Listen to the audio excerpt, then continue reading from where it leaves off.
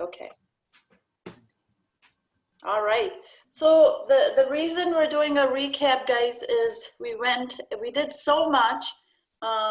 People are like, I've forgotten what you said, 3 sessions ago. So is this okay for everybody if we were to do a recap? Excellent. Okay. Okay. And we can always hurry along if you already know this stuff. Hi, Margaret.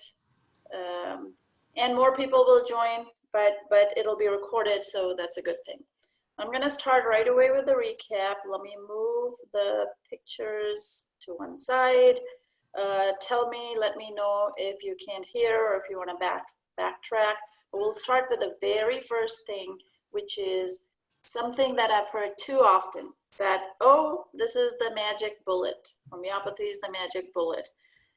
Allopathy is the magic bullet, or surgery, or this or that or the other. Medicine is not a substitute for food. Everybody needs to go and find the best food that they can. And we're so lucky in Marin to have this. We're so very lucky. I have this broth. Can you see my broth that I'm drinking? It's made from fish broth, from fish that Richard caught, and green tea, and it's awesome. So food is life. Food is the ultimate medicine, and we don't want to forget that. The other thing is food is giving you the microRNA. So you're talking with your food with every single meal that you take. And it's literally guiding how your body behaves.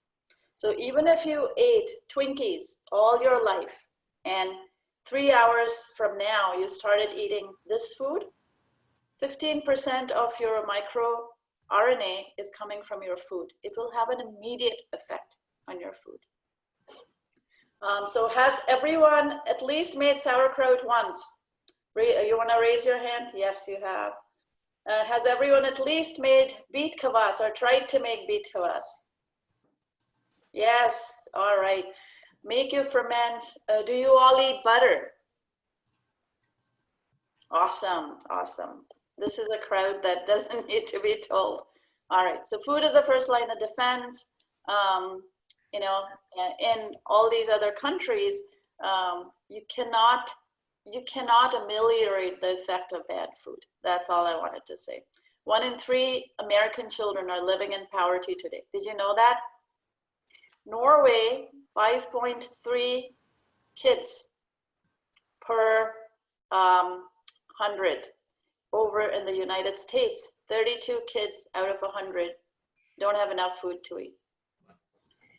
On top of that, there are some do-gooders who are giving them vaccines and antibiotics and drugs and steroids and Tylenol. So imagine no food on the one hand and lots of drugs on the other. So we're playing Russian roulette with our children's lives and our own. And so without further ado, let's get back to the laws of homeopathy. It's based upon the principle of similia similibus curantur, which is like cures like. Did you have questions on this? Let me know if you do. No questions. Homeopathy treats your whole body. Homeopathy does not treat your disease. So your body is who you are. You might have a fever right now, but the fever has to be based upon you, the individual. You might be a person who's constipated with fever. You might be a person who's got diarrhea with fever. And if it's constipation, maybe bryonia is the right remedy for you. And if it's diarrhea, maybe arsenicum album is the right remedy for you. So what homeopathy is treating is, again, your whole body and not the disease. And so, folks, the point here is all of you, so Land, Karen, Ralph, Margaret, you're all very, very, Claudia, you're all very, very different people, and different remedies are going to apply to you for different diseases or disease states or different symptoms. So all you're trying to do is get the right set of remedies for yourself. It's really simple because you can take them over and over again. If something works for you, buy it, take it, keep it, use it for the next thing you have. And chances are you will do well. So homeopathy treats the whole body, not the disease. you want to take the minimum dose. This is not a supplement. It's not a vitamin. It's not a course of antibiotics. You want to take the minimum it takes to feel slightly better. And what it's doing is the action of the remedy is not curative. All it's doing is if this is your life force, it's kind of kicking. It's kicking your life force to get into gear. And your body is doing the curing, not you. And so as soon as you've kicked it and the body starts moving, you stop. And if the body keeps coming back, that means you're not taking enough or in the right potency. So Lan, to answer your question, if it gets a little bit better and then gets a little bit worse, consider increasing the potency. And the way to increase potency of any homeopathic remedy is to do exactly this. Now, when you get to the bottom of this remedy, you fill it up with water, you succuss it like that 40 times, and now you have created a new dilution and a higher potency. It's as simple as that. Sushma, I've been doing it 20 times. Does that mean it's half activated? Oh, well, they generally say 40 times. It doesn't, it is activated. It is activated. Yes. Okay. So have you been plussing your syzygium? I'm sorry, I missed the question. Have you been plussing your syzygium? I guess I still don't understand what you said. Have I been? After that, I don't get it. Oh, okay. The remedy Syzygium jambolanum. Yes. Have you been plussing it? I, again, missed the very last word. Am I doing what to it? Have you been doing the dilutions to the remedy? It's called plussing. Yes. Okay, all right. So what you're doing is really increasing the potency as time goes by, and that'll help kickstart the effect of that. So that potency is increased beyond the original one, which is an 8X that I'm using. Yes, yes. Oh, so it is increased, and you are plussing it every time? Yes, every time. Okay, okay. Only 20 times though. Okay, okay. Try doing it 40 times, and if it does not, then just go to the next potency over and restart. Great. I'll have to go to another source. I went to Washington, and the highest source they have is what I'm using, which is 8X. They don't have anything bigger than 8X? I'm pretty sure they do. Let me check. I've called them as well. Oh, you did? Okay, okay. Yeah, they said that's it. Okay. ABC Homeopathy might have it. So Okay. check those two. Good, thanks. Okay, so what you're taking in homeopathy is the minimum dose, not a standard or set dose, although the Banerjee protocol does call for. So don't get too hung up on isms. Do what works for you. I think that's the main thing. Does it matter how many times a day I or anyone takes it? Nope, take it as many times as needed. If you need it many times a day, take it 20 times a day. If you have, say, anaphylactic shock, I've known people to take APIS every 2 minutes, and so they get better. So it is totally dependent upon your symptoms. No limit. I heard you say that if it starts getting better, stop taking it. Yes. That's the little bit of increase, but does that mean that the body will continue to get better? Yes. So maybe one of the things that might be happening is aggravation. So if it starts getting better, you stop taking it. And when you stop taking it and it gets worse, then you take it again. Got it. Thank you. Okay. The cure takes place from the top of the body to the bottom. And so the philosophy here is this is sort of the most important part of your body, your brain, your mind, your heart, and your body's at all times trying to protect. Remember, this was 300 years ago. This guy came up with these principles many years ago, and he had great intuition that the body tries to protect its most essential organs. There's someone who's not muted. If you could mute, that would be great. I'm not sure if I'm not sure if I'm muted, so let me check. Okay. I'm here doing work. I don't think I'll be seen on this thing because my neighbor is going in for brain surgery next week. Oh goodness. Oh goodness. And her her sister is coming to stay at her place, and I'm getting her place ready for her. So Oh dear. I'll listen, but let me see if I can find the mute Yeah. here. Yeah, there's a mic on the left-hand side, and just if you hit mute, then that'll take away. Oh, all yes. Perfect. All right, so the cure is taking place from the top to the bottom of the body, inside to outward. So frequently you find that if you had severe, say, cardiovascular disease and it's getting cured, you find yourself breaking out into rashes. So the body is sort of taking the disease out. There's still some sounds here, so if you could mute, that would be great. I thought I did, but let's see. Okay. I pushed them. Yeah, there you go. Perfect, done, you're muted. Awesome. The cure takes place from the most important organs to the least. So the body always tries to protect the most important organs and then goes down to the least. The cure, and this is how the body would operate if left to its own devices. The cure takes place in reverse order to the onset of the symptoms. So it goes backwards. An ill person will start feeling better emotionally before the physical manifestations change.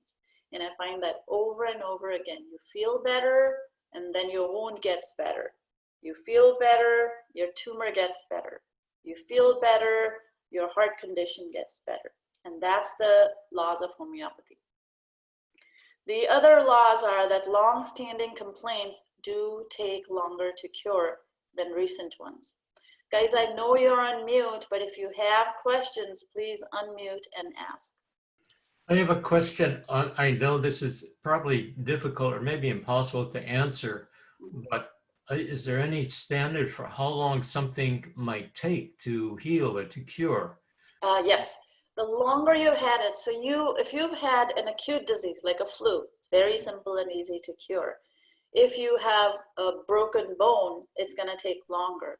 If you have a cancer or cardiovascular disease or diabetes or multiple sclerosis of 20 years standing, it's going to be a lot more difficult. And the reason for that is organ damage. If damage has already happened to the organs, it's difficult to roll the clock back. So you want to get it before or the damage has happened. But at the same time, remember that between food and these methods of medicine, there's a lot that your body can do. The body is very, very plastic. So I would say there are very good chances that you'll at least not have the kinds of problems you had before. Thank you. Okay. Small stimuli encourage living systems. Okay. And so the principle here is you don't want to take the wrecking ball to your body, because all you're doing is wrecking your body. If you're doing chemotherapy or radiation therapy or antibiotics or steroids, all you're just doing is tamping down your body's innate immune system. And when you do that, you're basically subduing your body's life force. In homeopathy, the principle is you apply a tiny little nudge. It's like a river that's filled with logs. You take out one log only, and that's causing all the logs to start flowing downstream. So small stimuli, less is more, less is better, and less will have more effects, which is the antithesis of old medical doctrine and current medical doctrine. And a lot of the doctrines that we have gone into effect because, I must admit, patients want it. Patients want to see instant action. Patients, you have a tumor on your arm and it's awful and it reminds you of your disease and you want it taken out. You're not thinking that the body has done this for a reason. The body has taken all its trash, put it into this trash bag safely, and it's protecting you. What homeopathy is going to do is it's not going to address the tumor per se, but the body. So it'll prevent future tumors, okay? It's not in the business of surgery. Although this tumor might fall off eventually, that's the last thing on the body's mind, this immune system's mind. What the immune system is trying to do is to protect you in the best way possible. The quantity of action. Hi, this is Sunshine. I was thinking the image you set up with the small and the log and breaking up the thing, it's like a bowling alley. The Yeah. small bowling ball Mhm. gets rid of all the other stuff. That is such a good, brilliant. Yes, that's exactly what it is. You hit the right ball and everything gets cleared off that table. It's awesome. Yes. That's homeopathy. The quantity of action necessary to effect change in nature is the least possible, and the decisive amount is always the minimum, perhaps an infinitesimal amount. And indeed, it's an infinitesimal amount. Functional symptoms are produced by your vital force. So homeopathy is not medicine. It is mainly stimulating your body's own immune system to act, and it's acting in exact proportion to the profundity of the disturbance. And these functional symptoms come before structural change. So before your tumor falls off, before your warts fall off, things are going to change in your body that are more functional. Your adrenals are going to work better. Your adrenals are going to work better. Your heart is going to work better. Your spleen is going to work better. And then naturally, like water flowing, your body is going to get rid of the miasm. Question. Mm-hmm. If I'm supposed to take, say, a 30 and instead I take a 200 form, Mm-hmm. does that mean that I've misguided the application, or what does that mean will happen? Yes, that's a very good question. And the answer to that is maybe, maybe not. A person who's experienced can look at you and say, you are easily stimulated, you need a 3x, not a 200C. But at the end of the day, it's you yourself that are going to determine whether a 3C works for you better, or a 30C works for you better, or a 200C. But in general, remember that the higher potencies you take less frequently. So a 200 rule of thumb is, maybe once a week, or once every other day, or if you're really, really sick, once every couple of hours. If you're in anaphylactic shock, I have seen people take Apis mellifica 1M every 2 minutes. So it depends upon the intensity of the problem, the acuteness of the problem, the threateningness of the problem, and your own constitution. That answer your question? Yes, thank you. It didn't quite answer your question in that you didn't get an exact answer, but that's where your personal experience will matter. So if the 8X doesn't work for you, start to take the 30C and keep plussing that and take it from there, and so on. As soon as you start to feel better, stop taking it, and then see if the cure stands. If it doesn't stand, then you want to take it again. And you plus, which means dilute and succuss to the point where it doesn't work anymore. Then you go to the next level up, which is the 30C, and you start succussing and plussing and succussing that. And so that's how you would determine whether something works for you or not.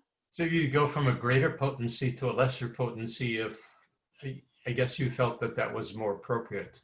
Yes, you can do that. You can do that. Sometimes you get very aggravated by the higher potency. So, there are people who have headaches. They'll take a 200C and then it turns into a blinding headache for 2 days and then it disappears. There are many homeopaths actually who are acting like allopaths and giving you some of the higher doses when you don't need them. So watch out for that. And what that'll do is it'll aggravate it, but then the symptoms go away completely. So it's a lot more like the allopathic model where you go bang, bang, and it goes away. And then the patient goes, whoa, it worked. It made me feel worse first, and then it made me feel better. But remember, when Hahnemann wrote the Organon, it was that it will cure rapidly, effectively, and gently. Gentle is the key word in homeopathy.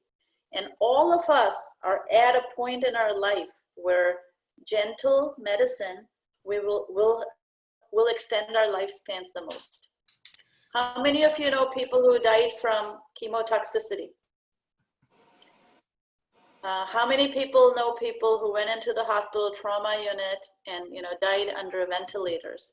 So harsh medicine is very, very harsh on the body, very harsh. Or courses of antibiotics, or courses of steroids, very harsh. And so you want to take the minimum necessary to affect change. And remember, the functional symptoms are going to change before your tumor dissipates. Sushma, Mm-hmm. that last sentence, just explain it one more time about functional. Yes, yes. So imagine that you have the flu, your body's hurting like crazy, you're throwing up, you have diarrhea, your head is hurting, you take a remedy, and you're just in complete, your mind is in complete vexation. You're crying, you're weeping, and so on. You take a remedy, and your head feels calmer instantaneously. But you have not stopped pooping, and you have not stopped vomiting yet. So your head is going to feel emotionally better. If that happened, if a buzz kind of well-being went through you, you're on the right track.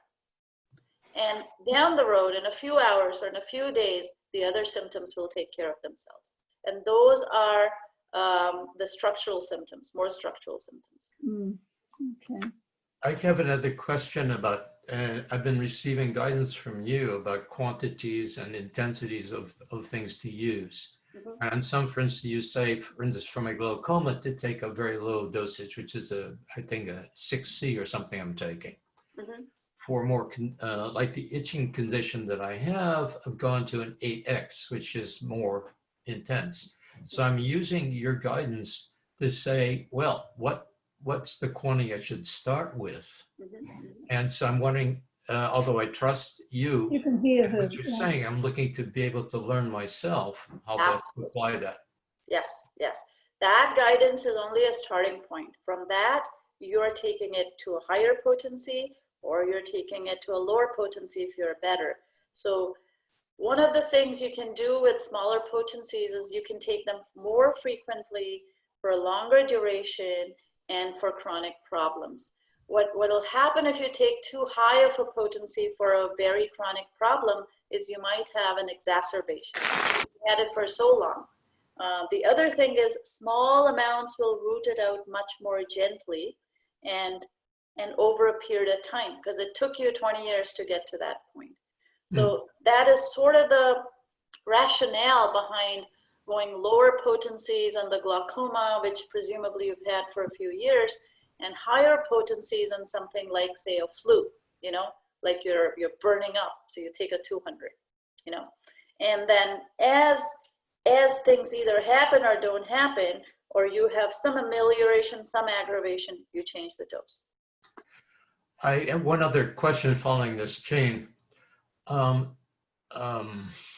Cataracts, as far as I can tell, glaucoma, as far as I can tell, doesn't give any, it's called the silent disease or something like that. So there's no tactile or other feeling that I can know, is it getting better or not? So I'm looking for the other indications of things like that, like flu. I can tell if I have the flu, or I can tell if I have an aching here or there. But if there's something like, for instance, the glaucoma, how would I know if it's improving or not? So here's where modern medicine comes in. Homeopathy had its roots nearly 300 years ago. Now we have this thing called diagnosis. So you can get your ocular pressure, you can have an ophthalmologist give you the diagnosis. So folks, I would recommend you go to doctors for your diagnosis. Get diagnosed what the problem is, and then you can apply homeopathic remedies. Get diagnosed with what your hemoglobin A1C. Glaucoma is very closely related to blood sugar. So, if your hemoglobin A1C goes down, if your blood sugars go down, your eyes almost guaranteed are going to improve, because your eyes require a very rich supply of blood and oxygen. And what high blood sugars do is they take it away. And so get the diagnostics for silent diseases from your doctor. We have the science for that. So use science for the good stuff. Great, thank you. All right. This is quaint, and about 300 years ago, they didn't know about microbes, they didn't know about bacteria and viruses. He came up with these miasms, meaning if your mom had cancer and your mom's mom had cancer and her mom's mom had cancer, chances are that you are suffering from similar constitutional problems. And that makes sense, right? When I was 30 something, I suddenly got Raynaud's syndrome. My mom died of scleroderma. And I said, holy cow, I'm gonna get scleroderma too. What are those diseases? I don't know what they are. Oh, scleroderma is an autoimmune disease where your body attacks itself, the connective tissue, and the connective tissue gets hardened, and her lungs were hardened to the point where she literally choked to death. And so it was a very scary disease. Over a 20-year period, her lung capacity went from 25% to 0%. And at the end, she couldn't breathe. That was systemic scleroderma. So I thought, oh my goodness, I'm getting it. And because it started for my mother exactly with Raynaud's syndrome, where your fingers turn into claws. You know, the extremities turn white and then blue. And so that's when the alarm bells rang for me. So my miasm was scleroderma. But with diet, and particularly with diet, you can change your miasms. Because a lot of diseases passed on not genetically, but by way of habits. So your mom has this habit, you have this habit, you're gonna pass that food and those habits on to your children. And that's what he refers to as miasms, specific to persons and families, acute leading to longer term chronic illness, like my Raynaud's leading to scleroderma. That's a miasm. Okay, thank you. And so you will find that he's not far off. There are women in whose families breast cancer runs. There are men whose, the men folk in their families die like clockwork at the age of 50 from heart disease. These are their miasms for homeopathic purposes. But they're not written in stone. You can change it. You can undo these miasms. And then he has a concept of acute disease, which is short-term, like infections, falls, accidents, emergencies, flus, gastric troubles, you know, so on and so forth. And constitutional has very different remedies than acutes. The acutes will frequently override the constitutional. Like if you have the flu, chances are aconitum and bryonia will work for you, even though you may not be constitutionally an aconitum or a bryonia. If you have COVID-19, some of the COVID remedies will work for you regardless of what your constitutional miasm is. On the other hand, it is entirely possible that if you use your constitutional for the acute diseases, it'll work beautifully. So you got to figure out what your constitutional remedy is. There's How does one do that?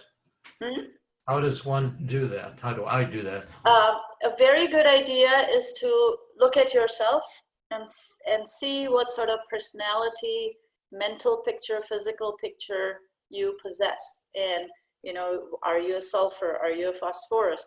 Or discuss it with a third party who will be able to see you better. Frequently, I find that, you know, people don't have the ability to judge themselves as well as a third party is. So that's where a homeopath is very useful to tell you what your constitution is. And that might change with food, with life, times of life, with menopause or puberty. These remedies might change a little bit. But the best solution I can offer is to ask someone who's knowledgeable, read for yourself, consult a homeopath, and then have it in your mind that these are the couple of constitutional remedies for me. Thank you.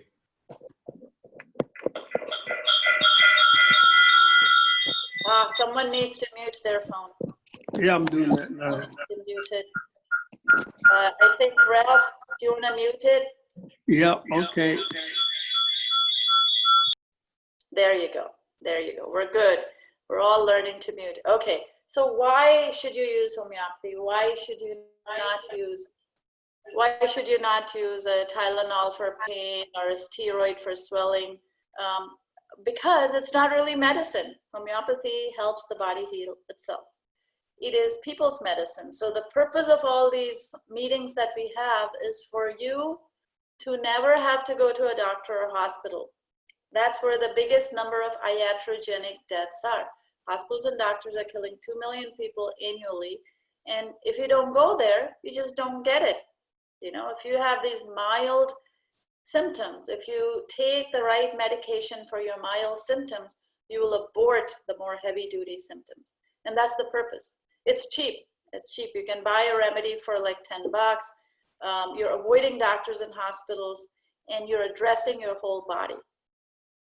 And the other thing is, throughout history, mainstream medicine has been bloodletting, leeching. Now it's chemotherapy, radiation, massive surgery, remove your thyroid, remove your appendix, remove your uterus and ovaries. It's very, very violent. Anytime you take a part out of your body, anytime you administer massive poisons to your body, you're actually killing yourself.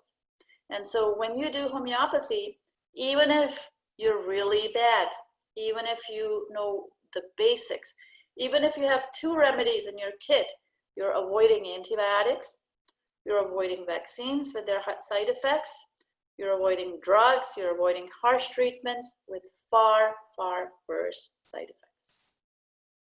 They're very easy to administer. You cannot screw up. Like if you had too little or too much of Syzygium jambolanum, you're not gonna die. Your body will just adjust itself. It is gentle, and that is the key. The key to a long, long lifespan is gentle medicine. The minute you have a tussle with harsh medicine, it's almost guaranteed that your lifespan will shrink. I guarantee this. What you want to focus is on increasing your life force so that your body is able to handle this and not debilitate it. Other treatments debilitate your life force. It's great for children. It's very good for fragile people. It's very good for senior citizens. It's wonderful. It's wonderful. And so it doesn't hurt to learn a little bit about it, because there's so much you can do for yourself. There's so much you can do for yourself. I see Claudia. I see Renee. Hi, Renee. Howdy. Howdy. Howdy. Okay, so that's why homeopathy. And how does it work? It works in small doses of similars, which have very large effects. Now, since Renee is on the phone, I want to talk about warts in children and thuya. I have seen children with multiple warts growing in clusters on their hands, on their fingertips, etc. And minor doses of thuya just set them off. They set them off, they start to go away, and the body's vital force kicks those warts out. So it's incredible. It's incredible. It's like magic. The dilution is going to reduce the side effects. So you're not eating the drug in its gross form. So that's why you're diluting it. And many times it's diluted to the point where there's not a single molecule of that present, but it's the succussion, the banging, the dynamism that causes that vital force effect. And that brings us to the question of what life is. Your life is not your hair or your nose or the minerals that make you. It is something different. It is the life force. It's the God in you. It's the vital force that enervates you. And homeopathy is the only medicine, and other medicines too, Chinese medicine, Qigong, acupuncture, etc. But these are the medicines that affect your vital force. They affect your qi, your yin, the forces, the electricity, the magnetism in your life, in your body that you cannot see. So that's how it affects your body. Brief question about what you just said. Mm-hmm. If me is using different practices simultaneously, can one negate the other? Never. If a practice is vitalizing your vital force, you do Qigong, right? Yes. Yes, if that vitalizes your vital force, and homeopathy vitalizes your vital force, and acupuncture and acupressure vitalize your vital force, and deep tissue massage does the same, those are all going to act in tandem. They will never cancel each other out. Take a picture. Great, thank you.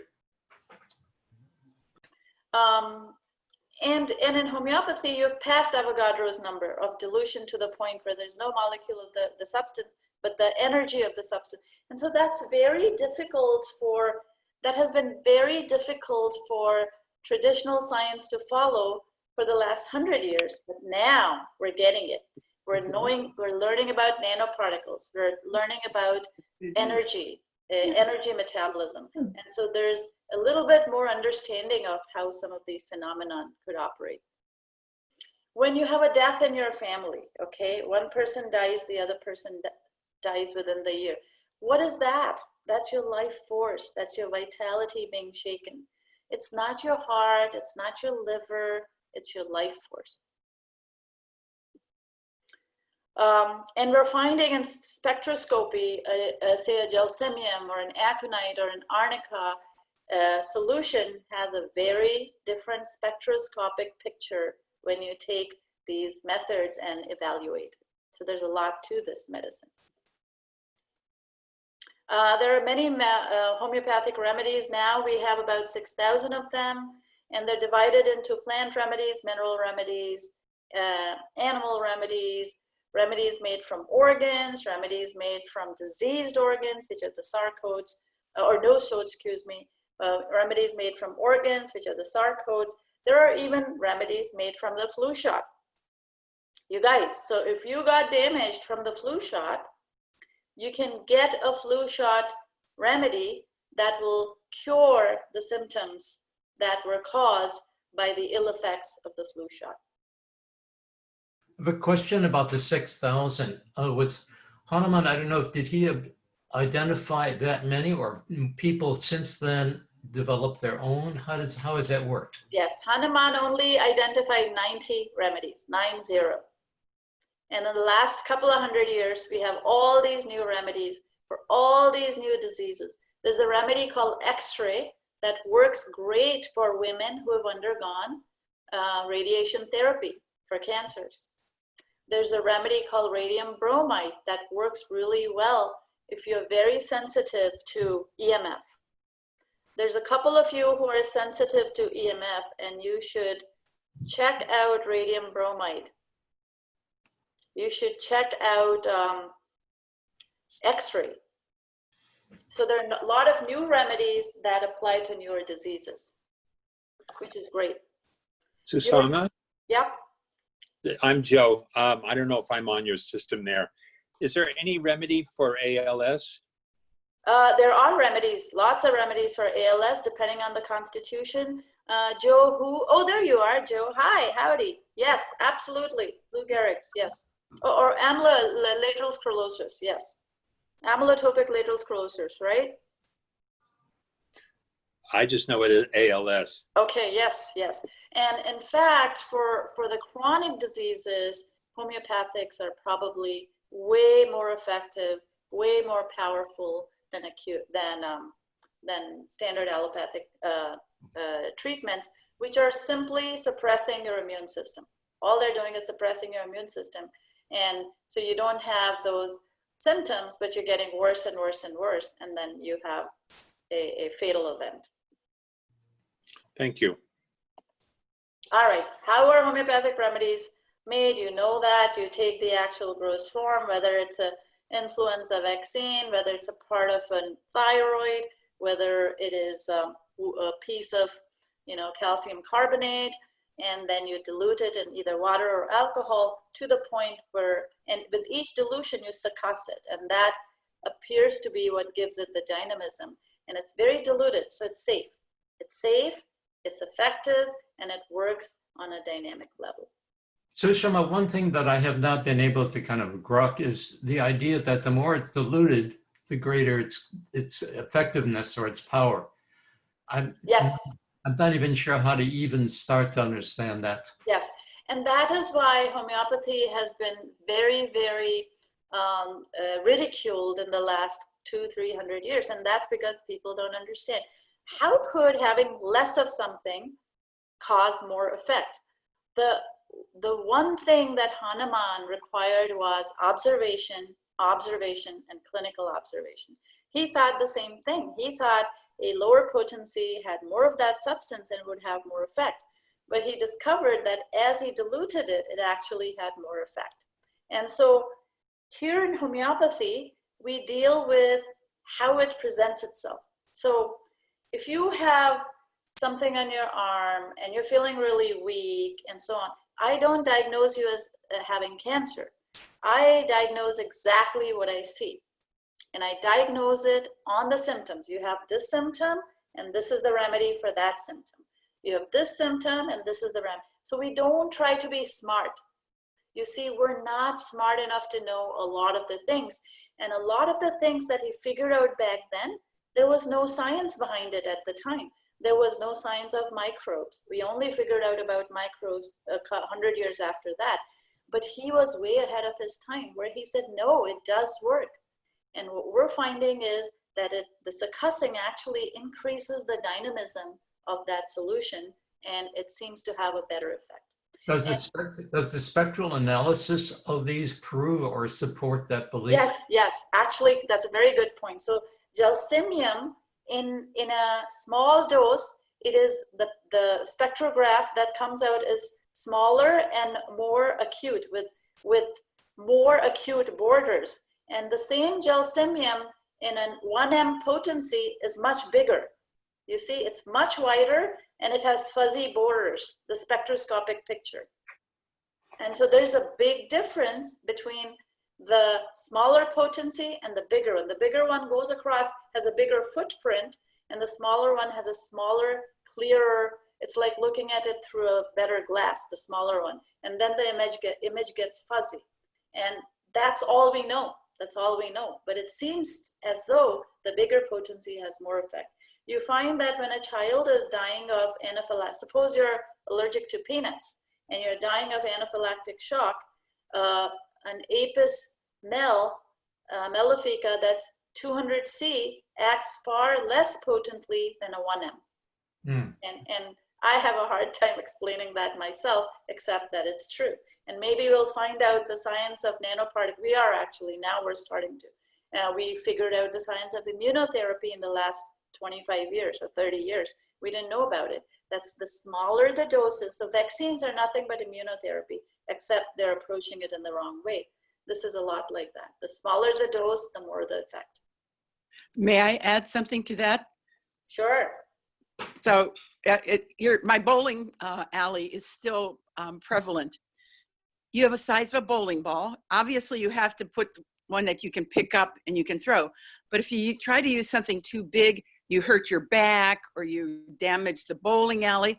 If you use a flamethrower to get rid of them, the whole place is gone. So the whole thing is really use the appropriate size for the appropriate task. Good idea. Good thinking. Such a good analogy. Guys, keep that analogy in your heads. I have an extension of the same question because I'm trying to understand the full framework. I've been aware of 3 or 4, maybe 5 sources of homeopathic preparations from companies that supposedly do these or make these. And I'm trusting that they know what they're doing because I don't have any other source of information about them. You have given some recommendations. I've contacted them, read about them. Is there a type of standard of care, or do you just trust that they know what they're doing? No, there is a standard. They're required to abide by that standard. And there's 2. One is the HPUS. There's one method, which is the Hahnemannian method, which is you take this, you dilute it, and you go bang, bang, succuss it. That. And the other one is a magnetic method. And I would not recommend the magnetic method. I would recommend companies that follow HPUS. It's standard succussion. The only difference between Hahnemann's time and today is the succussion is done in machines. There are machines doing this a million times. In Hahnemann's time, some guy literally sat there and banged those things by hand. It was very labor intensive. And so I would say machines are okay so long as the succussion happens in the same way. Great. Thank you. And the effect, you got to see the effect. Who knows? Maybe I've never used the magnetic remedies. If they work, then you're good. And I don't know, but I have only ever used the succussed ones. Right. The difference between the decimals, so land, what you're using is the 8x. So it is 1 to 10x diluted 8 times. You see? So you took one part of the gross, the Zygium jambulanum. You Right. took 9 or 10, depending on the method of the other, and Right. then you diluted it 8 times. The Right. centesimal is a much bigger dilution. So when you move to the 30, the 30 is 1 in 100 diluted 30 times. Okay. You Got see it. the difference? So I do. even if you diluted your 8x 20 times, you're nowhere close to the C's. So when you start with the 30C or the 6C or the 12C, the 12C is about the 30x, equivalent dilution. So you Ah. want to start with something after the 12C to get the next bigger potency. Got it. Thank you. And then you get to the centesimal, which is 1 in 100, the 1000C, which is 1 million, the 10,000C, which is 10M, the 50,000, which is the 50M. And if you're gonna get a heart attack, if you suffer from shocks of any kind, if you have automotive trauma, I highly recommend people get higher doses of aconitum, higher doses of arnica, higher doses of hypericum. If you are allergic, I get higher doses of apis mel. Keep them in your emergency kit. So you write on your list about U.S. typical. I'm assuming that means United States typical. Yes. I've been getting some homeopathics from Canada and from, I think it's England or France. I can't remember right now. Mhm. So are Yes. there, and they say C or X depending on what I order. Yes. Do they use the same symbols or equivalency that we do in the States here? Very good question. They use different symbols. We use X for the 10x potencies, and we use C for the 100 times potencies. Right. In Europe, they use CK for the 100 times, and they use DH for the 10 times. And it's a slightly different method, but it's pretty similar. Got it. One Thank is 10 and one is, and in many other countries, it's some variation. So X is 10, C is 100, DH is 10, and CK is 100. Got it. Thanks. All right, and this is just a pictorial. You got it, right? Yes. Okay, so you do it either in water or in alcohol. Margaret, your lips are moving. Did you have a question? You need to unmute, darling. There. The last line for the US, X is for times 10, and what's the other one? The C is for times 100. The okay, thanks. Yeah, okay. So now you know the smaller potencies of the X's, the bigger potencies of the C's. You plus by having it go right down to the bottom, adding more, and you think, how the hell could a lower potency work better? How the hell does this whole homeopathy thing work? But it works. I don't know why. I don't have an answer. God. I mean, all I'm doing is giving you the current explanations, but when I got hurt by that wheelbarrow, it was instantaneous. It was like a tingle went through my body and I was prone on the ground and all of a sudden I felt better. Don't know why.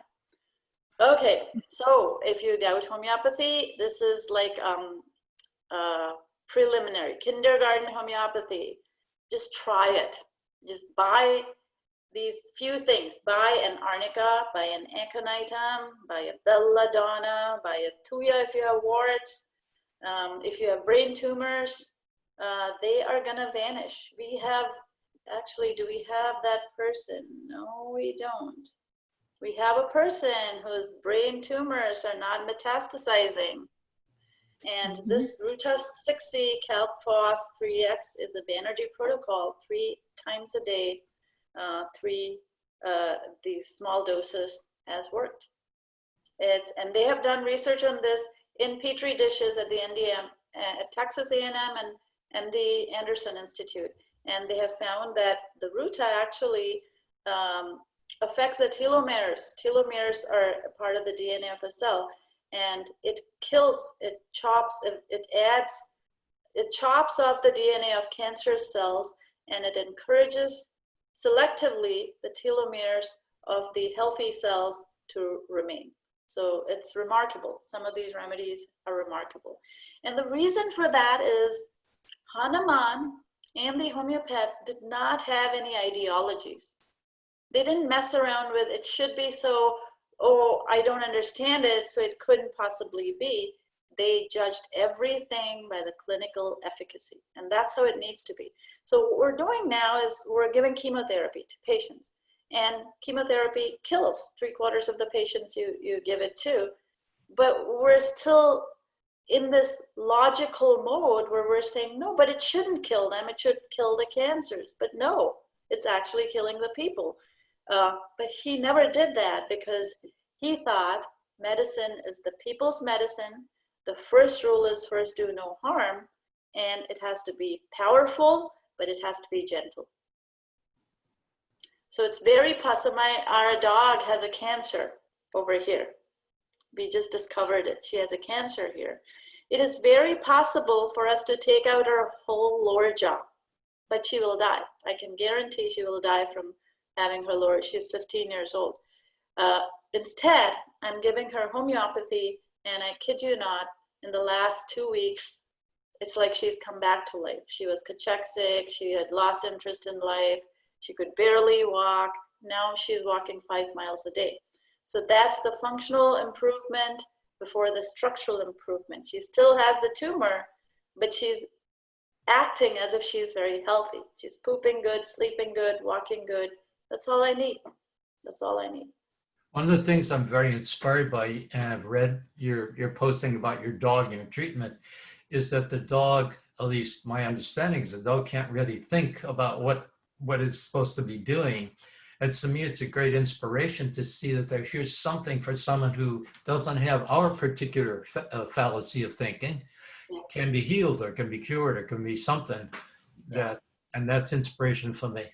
Yeah, that's what convinced me. There's no placebo effect with dogs. They either get well or they die, you know, and she's alive.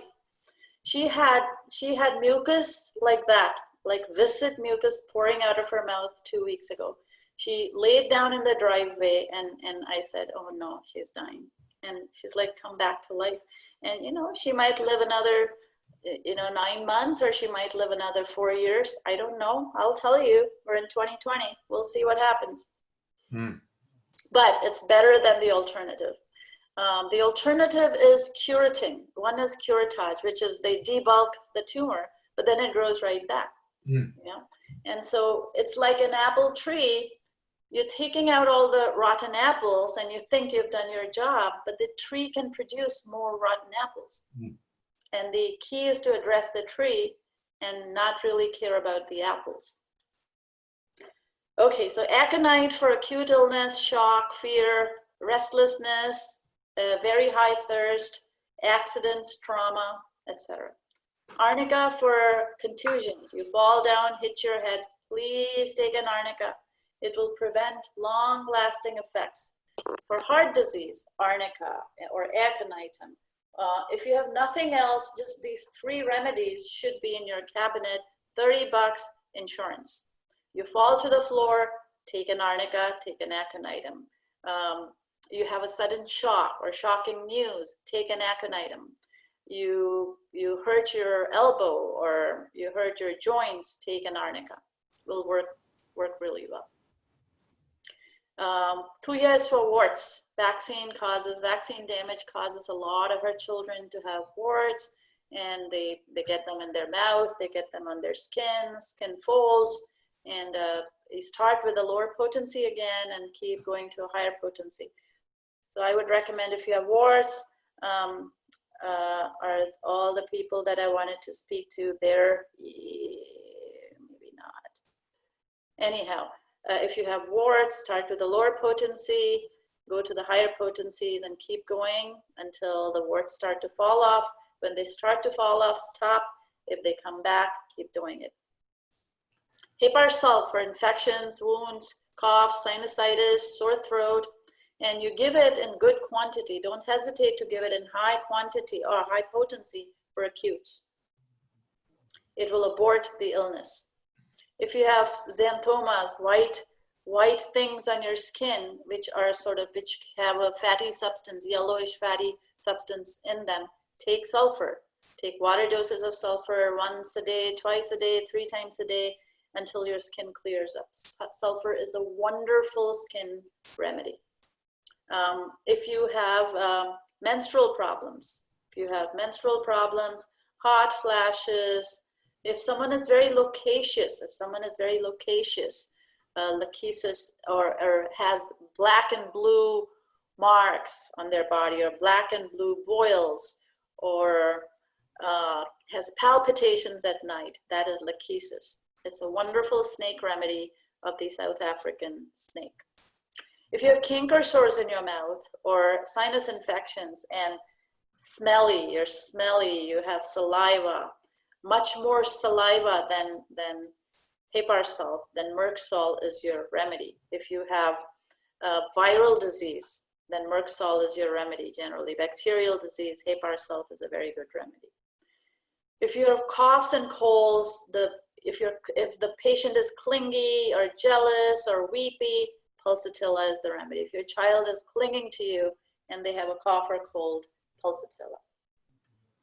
If you have a cold that keeps coming back, please take Cilicia, a small dose of Cilicia, 6x even, in preparation for winter time. Take Cilicia. If you had coughs and colds all winter long last year, start taking a Cilicia sometime in autumn. It'll help. If you have rheumatism, Rhus tox. I have a question about the supposed, or not supposed, but the description of when these different remedies would work for what situation. I'm taking your advice, acetanilidum, for for my glaucoma. Mm-hmm. If I looked it up, it says it's for fainting. Mm-hmm. Yes. So again, trusting that you help me prescribe the correct thing, but wanting to learn myself, I don't understand. So the FDA requires a medication, a homeopathic medication, to have on the label a treatment it's for. And so some of them will say cough, but they're really for a very specific type of cough. Some of them will say acute gastrointestinal discomfort, but it might be for dysentery and not constipation.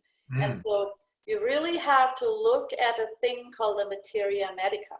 And I will post it underneath this, the materia medica link, this free materia medica, and look at that remedy in the materia medica and look at the kinds of provings that it's had, homeopathic provings, and you will see ocular pressure or glaucoma or eye pain, etc. And so it's very much there, but you got to read it.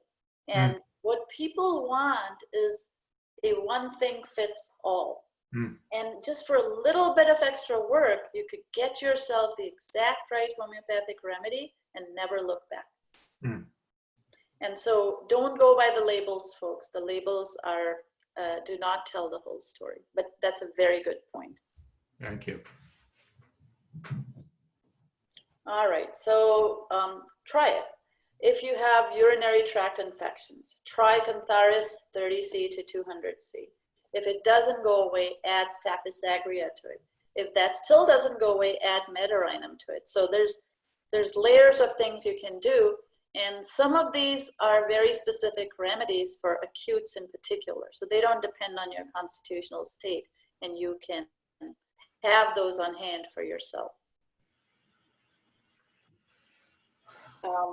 If you have broken bones, Symphytum 200, or twice daily for cramping, overused hands. If the pain and stiffness are worse in the cold, then add to it Rhus tox.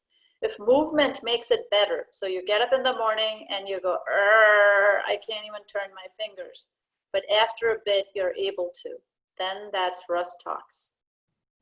If you've broken a bone, some doctor said it and now it's healing, then add Symphytum because it helps the bone heal and seal very fast. It helps the periosteum that is hurt or damaged.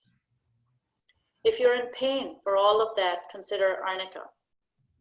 If you have someone who has dental problems, consider Calcarea carbonicum.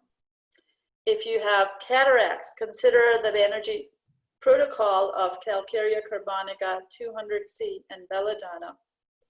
3C or lower, and X potency will do too. Mix it together and take it for a longish time.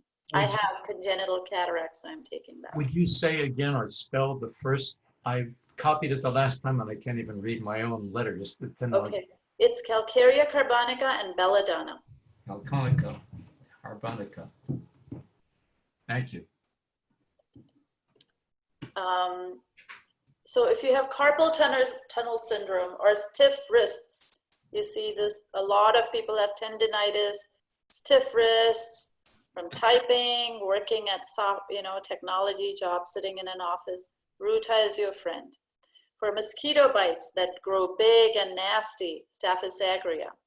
For ticks and fleas, for dogs, Serinum is a wonderful remedy, Nosode.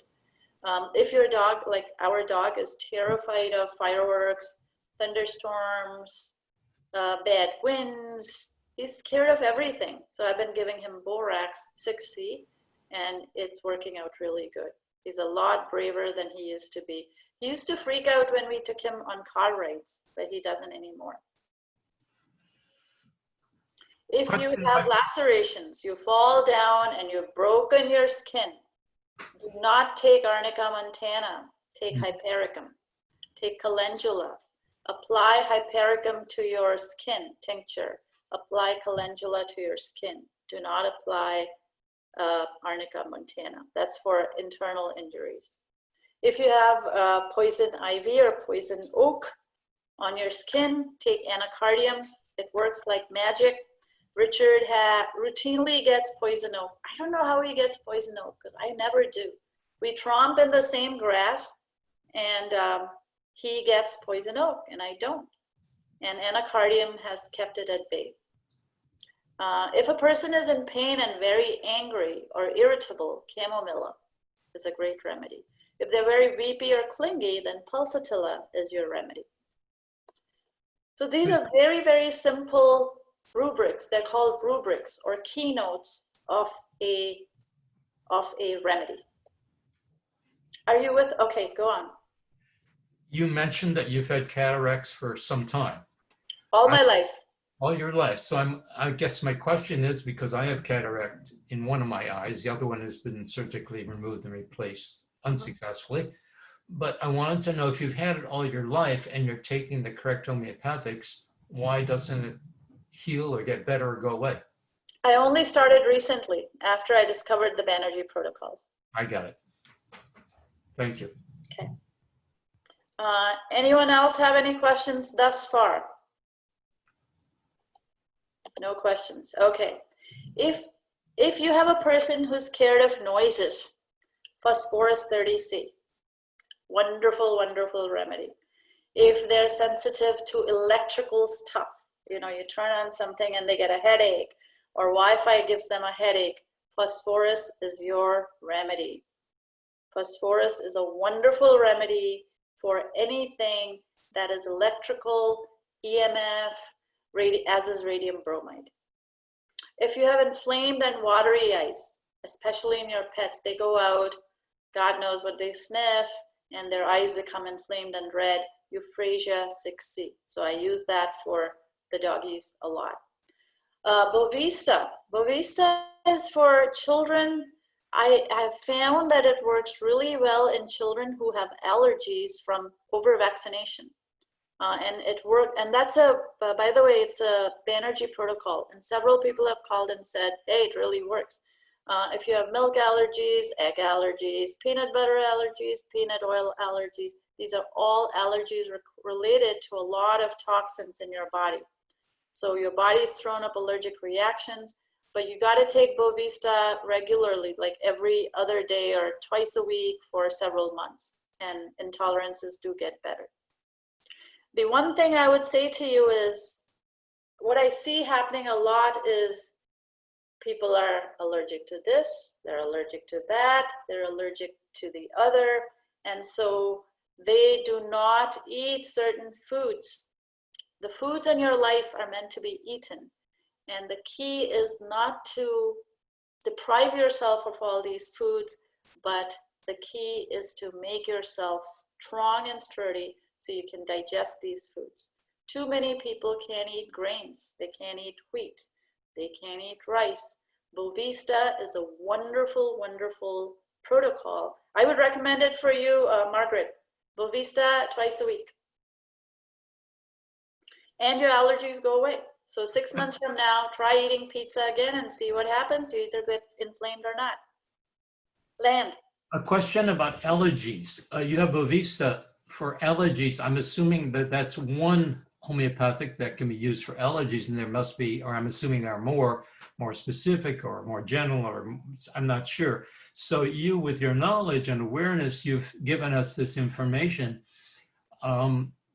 Is it like not a master, but like a major one, or how does it work relative? Oh, yeah. So Bovista, yes, you know? that's a very good question. Bovista is the Bovista is not for you. Let me put it this way. Bovista is not for you. It's for very major, serious food sensitivities. Got it. For everyday allergies like hay fever, pollen, etc., there's sanguinaria, there's natrum mur, there's euphrasia, there's allium cepa, etc. Yeah. But if you have eliminated certain food groups from your life because you can't, your body reacts in a very bad way, Bovista. Got it. Thank you. Calcarea carb is great for food intolerances every other day. Veratrum album, if you have diarrhea and runny stools and voluminous runny stools, right away take a Veratrum. You'll feel better in a very short time. The Colophylum, if you're not dropping your baby out fast enough, if your labor is stalled, if you're dilated 10 centimeters and then you contract again, Colophylum will help you relieve yourself of that problem. If you have a breech presentation in a baby, Pulsatilla has helped many, many women return the baby in your womb and have it come down head first. If you have a hard time breathing when you go upstairs, anyone have a hard time breathing when they go upstairs? Cartesius is a wonderful, wonderful remedy. Just get a small dose, small potency, take it a few times a day and go climb those stairs. If you have edema in your wrist after a fracture, if you have swellings of any kind, if you have a concussion from a traffic accident, if you bang your head in a wall and are concussed, natrum sulfuricum will deal with the damage from that, the edema from that, and save you many, many long-term complications of these things. I have a person I'm working with who had many, many concussions, and what the concussions do over the years is they change your brain. They literally change your brain, and taking Nat Sulf really, really helps. Just a few doses. If you have gout, in your big toe, ammonium phosphoricum 6C is wonderful. Just try it. Can't hurt. Cheaper than going to emergency, better than going to a doctor and paying $80. And you're in control. You're in control. You're doing it gently. You're not harming yourself. Just try it. Sunshine. Yes. What would you recommend for this lady's sister is flying in this afternoon? Mm-hmm. So after a flight, after being on an airplane for several hours, what would be a good remedy? What would she be suffering from? I don't know. just from being exposed to all these people on the airplane and just flying. Yeah, try the gelsemium. Gelsemium is a great remedy that'll pick her up. A little bit of aconitum, a little bit of gelsemium, alternating. Okay, thank you. Sushma, could you Yep. pick me up an ammonium sulfurica for gout? Yes. Text me.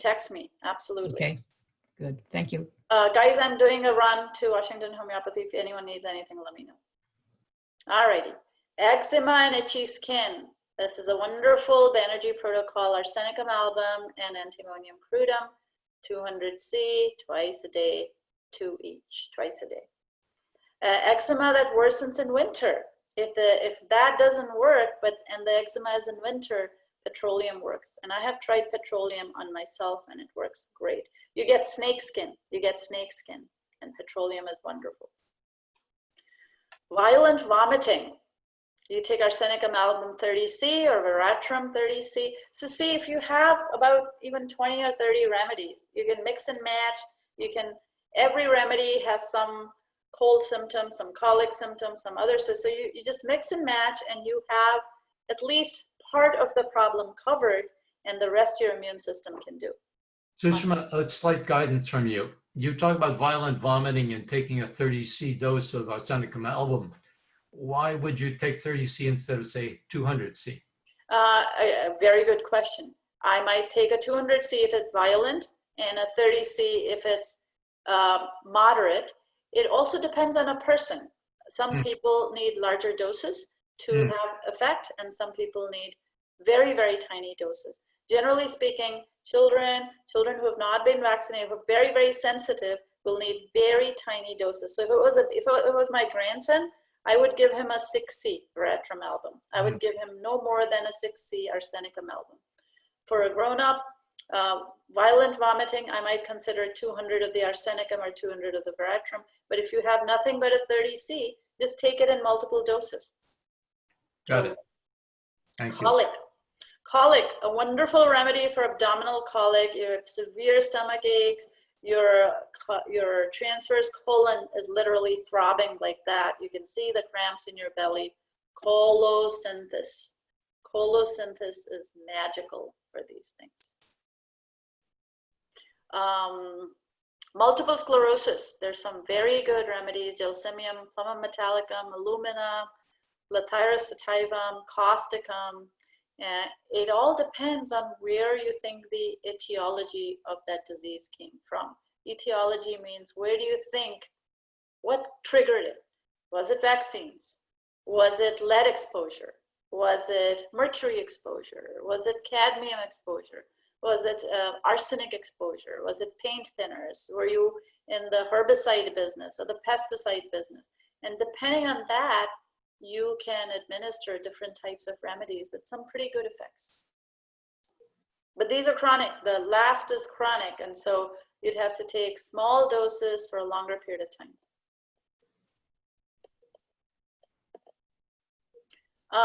And you have asked those questions already about the dosage and duration. And I can't be prescriptive, but we can all apply principles. And the first principle is the lowest dose. The lowest dose for the minimum time. We don't go on and on and on giving stuff while you're feeling better. If you feel better, you stop until you feel better. Remember, it's not a vitamin, an antibiotic, and you want to read. If say phosphorus works for you, suppose you had nosebleeds and you took a phosphorus, or you are sensitive to EMF and you took a phosphorus, then read. Go to the Materia Medica. There's Kent's, there's Allen's, there's Borikes, there's Fatak, which is really good too. Read the Materia Medicas and see what phosphorus does.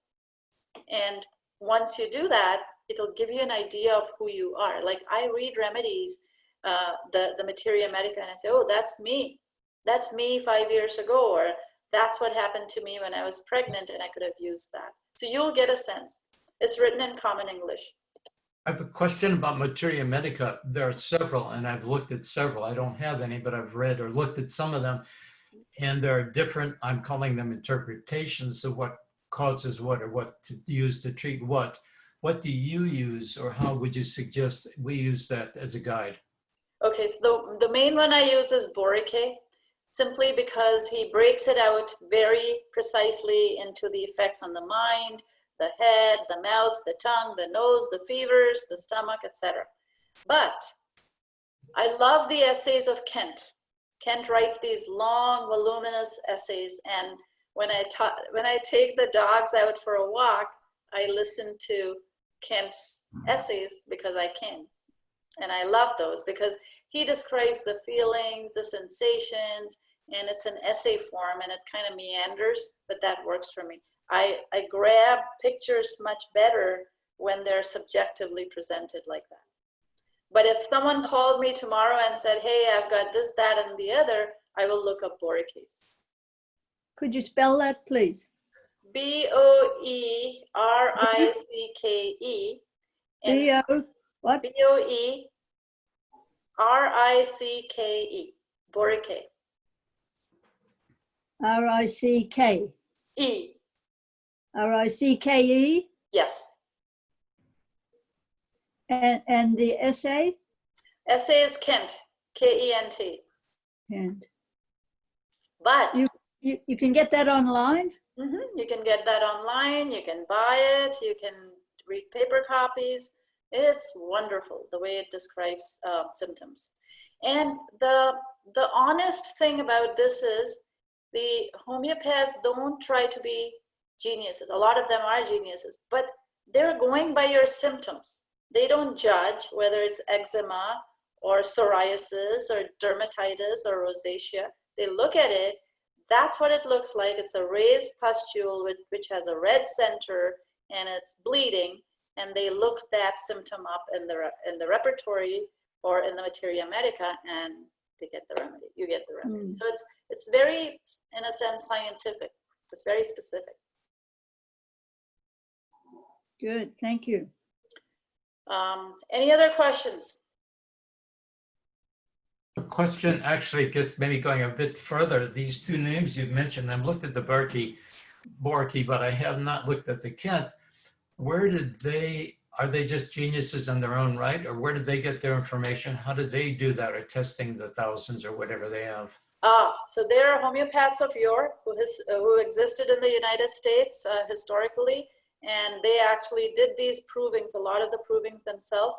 Hahnemann wrote the first 90 or 99 remedies, and then after that, it was continued by all these masters who were homeopaths. They were university, deans of their departments, and they were in charge of writing these materia medicas and repertories. And so there's an enormous body of work that went on in the US and Europe in the 19th century, actually early 19th century. And then it kind of disappeared because antibiotics happened and people thought antibiotics were the magic medicine. And now we're finding out the problems of antibiotics and the chronic disease they cause. Another question. Sushma, couldn't the CDC be looking at some of these things instead of vaccines? Yes.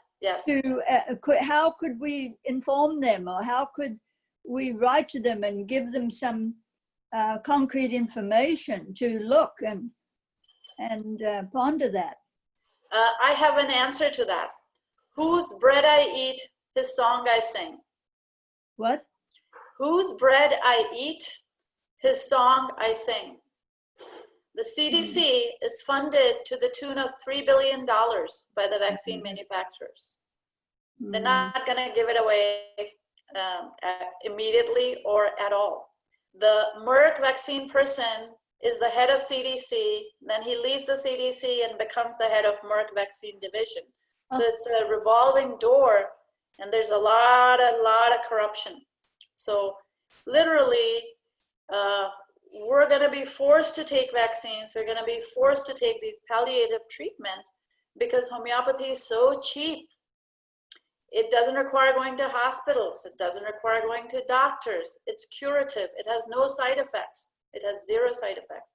And so I have hope that people will rise up, read, go to the internet, and figure out these things for themselves. But it's not going to happen from the institutions. Remember that 300 years ago, mainstream medicine was leeching and bloodletting. And when Hahnemann came out with this treatment, which didn't do that and didn't make a lot of money, he was shunned. He was shunned by the doctors. He was kicked out of places. It homeopathy remained because it was the people that demanded it. People said, hey, I'm getting well. Hey, I don't want to get leeched. Hey, I don't want to get bloodletted. I mean, George Washington, our president, died from bloodletting. He had the flu, and he very strongly believed in modern medicine, and he let out half his blood and died. So the only way these institutions can change is if they are dissolved and new institutions take their place. But the main way it'll work is if human beings, the general public, becomes educated, and that's what we have to do. Alrighty, what if it doesn't work? There's a 4-dose rule. You give 4 doses in like a couple of hours, and you'll either feel better, which means your mental symptoms will get better. You'll feel calmer. You'll not be as restless. You will not be irritable. You will not be angry. You will not be anxious. You will not have the extreme cramps or the headache. That means it's working, guys. Don't stop. If it doesn't work after 4 doses, then antidote with camphor, or even if you don't have camphor, that's okay. Wait a little bit and go to the next remedy. But you guys are smart, and you're always gonna get the right remedy. Other antidotes, if you don't have camphor, is breathe in some mint. If you have mint in your garden, breathe in some mint. Coffee is an antidoting agent. Volatile oils, you know, those essential oils, they will antidote all homeopathic remedies. And once you've antidoted the first remedy, go to the next one. Sushma? Yep. This, what if it does not work? This means if the homeopathic doesn't work, these are some other ways of dealing with it? Yes, so if that particular remedy does not work, before you go to the next remedy, you need to antidote the effect of this remedy. You can do so by sniffing mint, volatile oils, coffee, sniffing coffee, or taking a camphor 200. Coffee. It'll antidote them. So I've been drinking No some coffee. tea at times. Does that mean I am going against the homeopathics I'm taking for other conditions? You're taking what? I'm drinking mint tea. Yes, just take it away from your homeopathics. Don't take it within a half hour or an hour of those. Got it, but it doesn't systemically affect the whole effect of the homeopathic. So I take it at a different time. Yeah, yes. Okay, got it. Thanks. All right, so the first one didn't work, you go to the next one. The next one didn't work, you go to the next one. But generally speaking, you will have a good sense. And generally speaking, within about 2 remedies, it will work. Okay, how do I know it's working? So many people say, hey, my rash didn't go away, or my tumor did not shrink. The way homeopathy is gonna work, you're gonna find is you're gonna have a sense of peace if it's working. Your vital force increases over time. The intensity of the symptoms decreases over time. And I find that people almost don't recognize it. Like someone will have headaches that went on 24 hours a day, so night and day. And now the headaches have shrunk to waking up in the morning until night. And then I'll talk to them and they'll say, oh, the remedy didn't work. And then you go, what happened? Well, I used to have a headache night and morning, but now it's only during the daytime. Well, it worked. That means the remedy worked. So the intensity is gonna wane over time, but you gotta write symptoms down sometimes, or in the early going, because you're gonna forget what you suffered from before and how much the suffering has ameliorated. So on a scale of 1 to 5, did my headache increase or decrease? On a scale of 1 to 5, did the intensity wane or did it expand? Did the duration of the problem increase or decrease? And so you gotta have acute observation. You gotta have patience and you gotta have acute observation. So this is a very different way. Hi, Maria. Hi. Hi.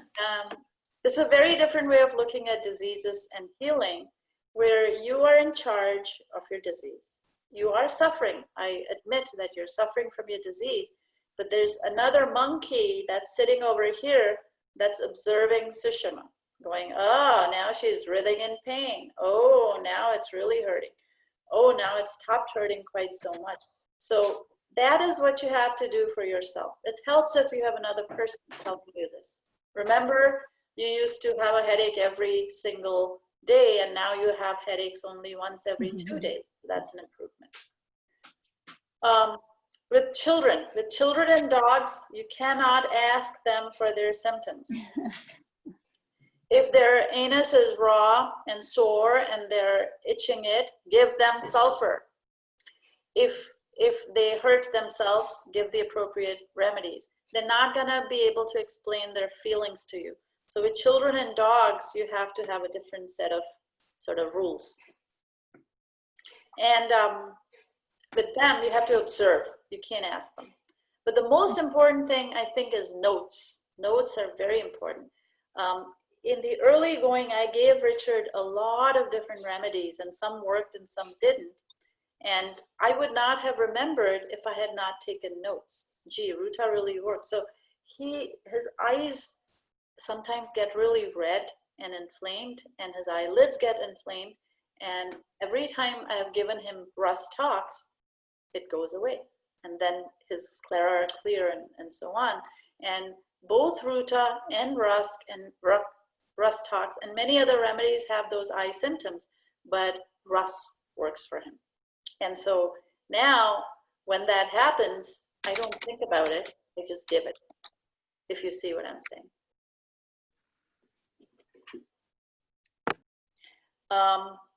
It's noon, and I wanted to know how we're doing for time.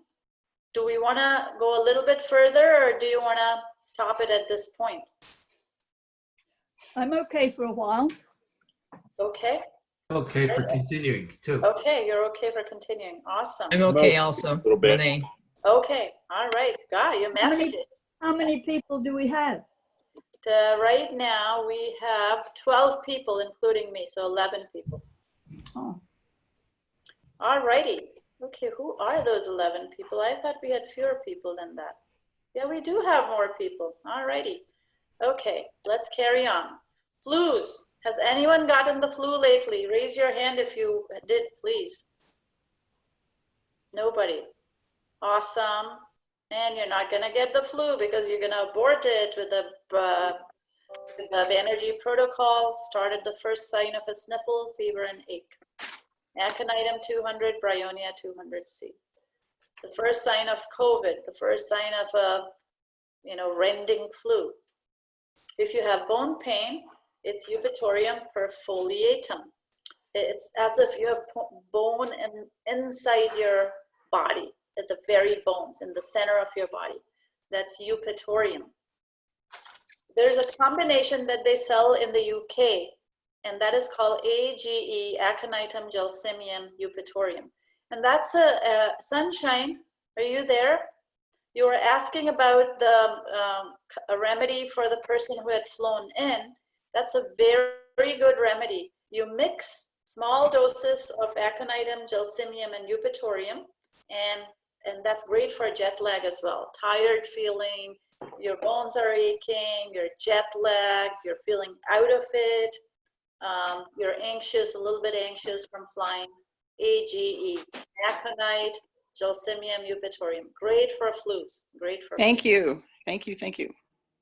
ABC, so the reason there's acronyms is to help you remember. AGE, there'll be a quiz after this. And I'll bet all of you will remember because you're very smart. ABC is aconitum, belladonna, and carbo-veg, or carbo-veg for cough. So if you wear masks, you guys, if you wear masks and if you feel short of breath or air hunger in a mask, keep carbo-veg. So someone has their mute off. I think maybe Margaret, you. no, I'll Oh, I think it's Ralph. Hold on, he's on the phone. Okay, okay. So aconite, belladonna, and carbo-veg is great for flus as well.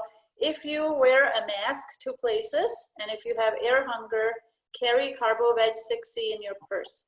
5 minutes before you put on the mask to go to Costco, just take carbo-veg 6C, you'll feel better. You won't have air hunger. Carbon monoxide poisoning, a carbo-veg. If you're short of breath, can't breathe, poisoning, when you're putting on a mask, you're breathing your own exhaust fumes, that's carbo-veg.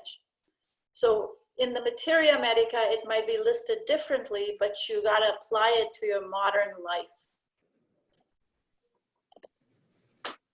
Okay, if you have anxiety, night anxiety, indigestion, if you have convulsive movements, your food aggravates, and you have nausea, that is Ipecac 30C.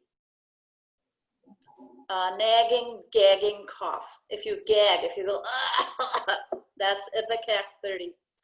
And the keynotes for that are night, anxiety, indigestion, nausea, convulsive movements. The food will aggravate you in your throat. You have a tickling, tormenting, dry cough, which gets better if you puke. If you have a cough that gets better if you puke, take Ipecac. Question. Sushma. Yep. Ipecac, isn't that what we keep on hand in case of poisoning? Yes, yes, that's the gross form. Makes you throw up. Yeah, that makes you throw up, and this prevents throw up. So this is exactly right, exactly right. This is a homeopathic remedy, meaning the same poison that's gonna make you throw up in its gross form, in its homeopathic form is gonna make it better. That is the law of simillimum. You got it. Yeah. Okay, antimonium tart.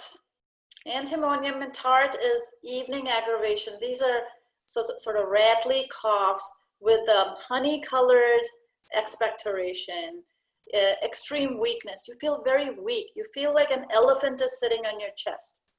If you feel an elephant sitting on your chest, if you can't cough properly, or if you have a cough with a honey-colored mucus, and it actually gets better when you're laying down after you're asleep, then consider antimonium tart. It has worked very well for COVID in particular. You're thirstless or thirsty for small sips of water. There's discoloration, so you're not getting breath. You're not getting good breath. Blue lips, you're looking pale and sunken, that's Antart. And you will notice that Ipecac has some of the similar symptoms to Antart. So if you don't have Ipecac, you have Antart. If you don't have Antart, you have Ipecac. Take it. Take it by all means. It will make it better than what it was before. Alrighty, Arsenicum album. Keep it on hand. You're restless, you're anxious, you're chilly. I tend to be restless, anxious, chilly. Arsenicum works like magic for me. Stomach anxiety, you're anxious about something. There's a heart anxiety and there's a stomach anxiety. If you get butterflies in your stomach, if you're asthmatic, if you have allergies to dust, if you have tickling in your larynx, that is arsenicum. You are thirsty for warm water, small sips of warm water. You have palpitation in your heart, which is from stomach problems. You have heart anxiety. You have tired, heavy limbs. So for a lot of you and for me, this is a wonderful first level remedy. Your face gets puffy or swollen. You sneeze a lot. You have nasal it burns. Arsenicum burns. Your nose burns. Your eyes burn. Your anus burns. Your throat burns. Everything burns. Arsenicum. You're restless. You're anxious. You're fearful. Arsenicum is a very anxious and restless remedy. Nux vomica. This is for people who have partied all night and now in the morning they're hungover. Great for hangovers. Great for alcohol addiction. great for heroin addiction. If you know people who drink a little too much, 3 doses of Nux vomica thrice a day will help them deal with it. Guys, substance addiction is a biochemical problem. It's not a flaw of your will. It is something that is missing, nutrients that are missing in your body. Nux vomica is a wonderful remedy for any kind of intoxication, overindulgence, addiction, cramping, griping, people who are angry or irritable, anxiety after eating, difficulty studying, impatient people, people who are sensitive to light. You wake up with a hangover the next day, you're so sensitive. The first noise that someone makes, it really annoys you. You hold your head while coughing. You have morning cough, so symptoms are in the morning. You have a hard time getting up. So that's a picture of Nux vomica.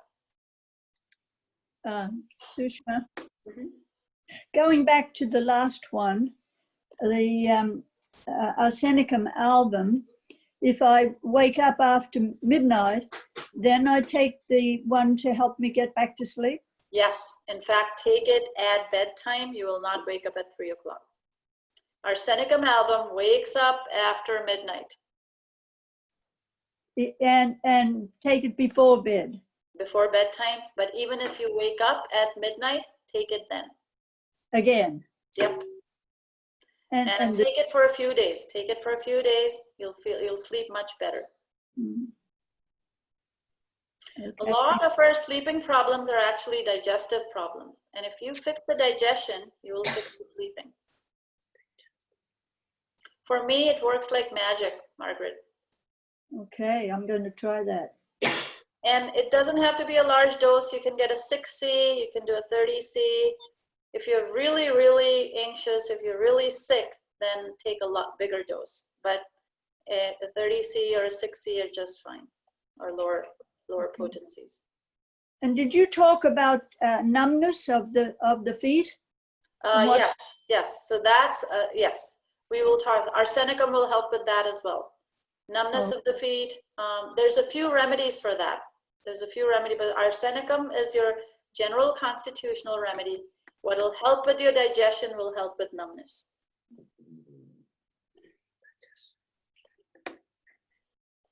Heavy, tired limbs. If you have anxious dreams, you get aggravated by walking. You have swelling under your eyes. You have bags under your eyes. Your face is waxy, shiny. Allergies, hay fever type allergies for the right constitution. And you're tired. That's arsenicum.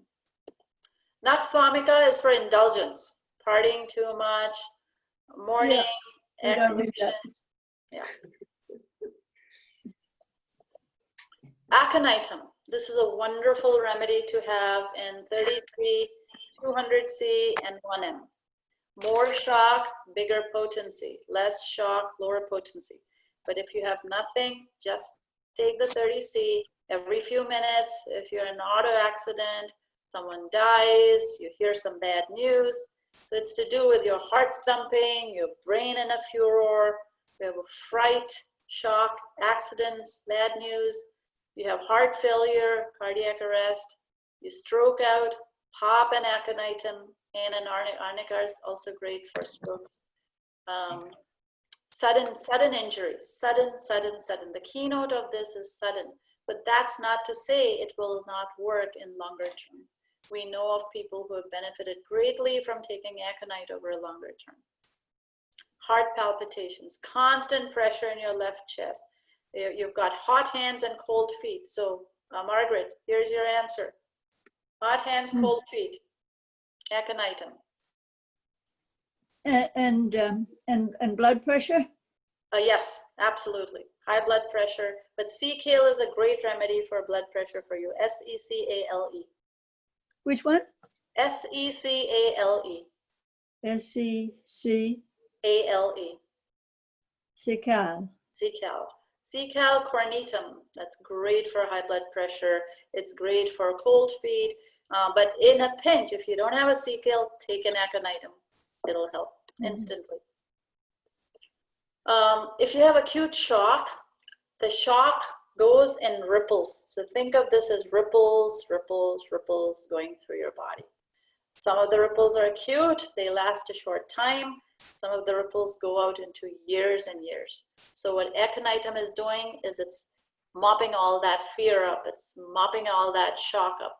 Many of you would not have gotten heart attacks if you had aconitum on hand. Many people who get cardiac arrest, if only they had an aconitum on hand. Just take it. Whatever you got in your purse, take it. Aconitum, arnica, it's great. And this is for mask, you know, it's like an oxygen mask. You see bad things happening around the world. You feel bad. You feel bad for people. You see people dying, getting sick. You take on their fears and shocks, but you can't afford to. If you're going to be a good friend, a good wife, or a good husband, or a good neighbor, you got to stay strong. And this is your oxygen mask. Bryonia. This is a little different than aconitum. This is when the complaint comes on slowly. And you know, I know at least a couple of you who are very bryonia and a couple of you who are very aconitum. So bryonia is when it comes slowly. This is Monday.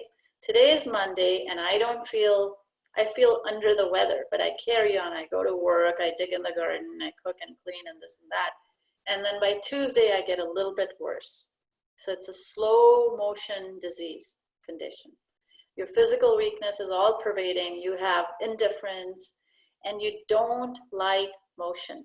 Everyone is trying to tell you to party and all you want to do is sit at home, lay down in bed with a blanket over your head. If your partner, if your child comes and tries to be solicitous, you say, leave me alone. I don't want to deal with you. Don't touch me. Just leave me alone. No motion. Motion aggravates. If you get up, you get vertigo. You get dizziness in your head if you rise from your bed. You have a bitter taste in your mouth. You are sore. Your throat is. This is typical flu symptoms, aren't they? The bryonia children are the children who will howl if you carry them. Pulsatilla children love to be mollycoddled when they're sick. Bryonia children like to be left alone, to be sick in peace on bed. So that's the difference. Chamomilla children are the children who get furious at you if you do anything. So these are very typical personality types for those kinds of flus. And if you fit one of those, you will know, just take that remedy. Mhm. The problem is people panic. When you're sick, you panic and you don't know what to do.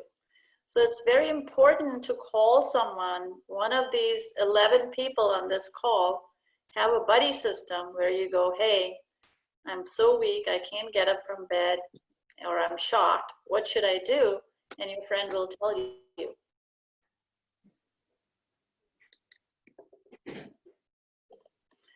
Gelsemium.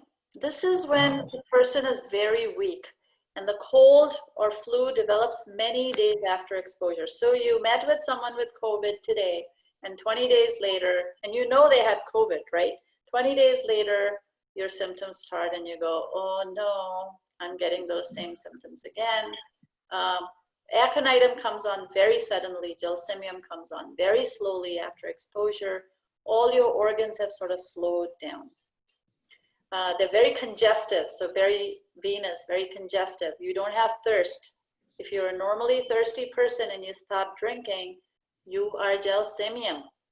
Bryonia has huge thirst. The person loves to drink large quantities of water. Aconitum, large amounts of thirst. Arsenicum album, small sips of water frequently. So thirst is very important criterion. Bryonia, huge amounts infrequently. Gelsemium, totally thirstless. So these concomitants are very important. You have lots of sweat and you're aggravated from motion. So it's a little bit like bryonia, but bryonia is thirsty and gelsemium is not thirsty. So now you know when to prescribe. Gelsemium, your eyelids are falling down. Your legs are so heavy, you can't move your legs. You can't move your arms. You can't hold a pot of water to boil some tea for yourself. You have weakness all over, not just your chest. Chest weakness is antimonium tart. Body weakness is gelsemium all over, and thirstlessness. So those were the remedies for flus and colds. We talked about different constitutions. There's an arsenicum album flu, or an arsenicum album person. There's a nux vomica flu. So this is the person who got sick after he was angered, or someone insulted him, or in the morning, or after they partied last night. Now this morning their bellies are hurting. That's nux vomica. They have diarrhea. Aconitum is sudden shock.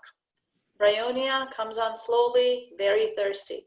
Gelsemium, no thirst, and also comes on slowly, and the whole body is weak. Antimonium tart, chest.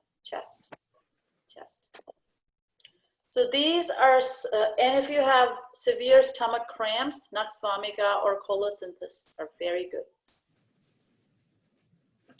If you have colds that end in asthma, then Dulcamara is very good. So you got a cold and now you're getting attacks of asthma. You take Dulcamara, small to high potencies. And if it still lingers, take sulfur. Now you're not going to a doctor, you're not going to the emergency room. You just have a few potencies of these few remedies with you, and they will abort. They will abort your illness. You will drink bone broth or chicken soup or good food, and you'll get better. And so your flu is not going to turn into a pneumonia. Your flu is not going to turn into a hospital infection. Your flu will not wipe out your gut bacteria, gut microbiome from taking antibiotics. It'll just heal.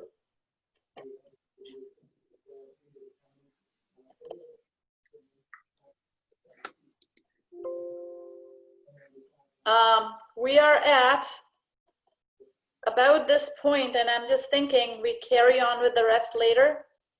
I think so, yes. Yes. Yeah, we're at about 12:19. Yes. And I'm gonna stop recording. I'm first gonna stop sharing, and I'm gonna stop recording. Yes. So thank you, everybody. Thank I'm gonna stop recording. Thank you, Thanks. Sushma.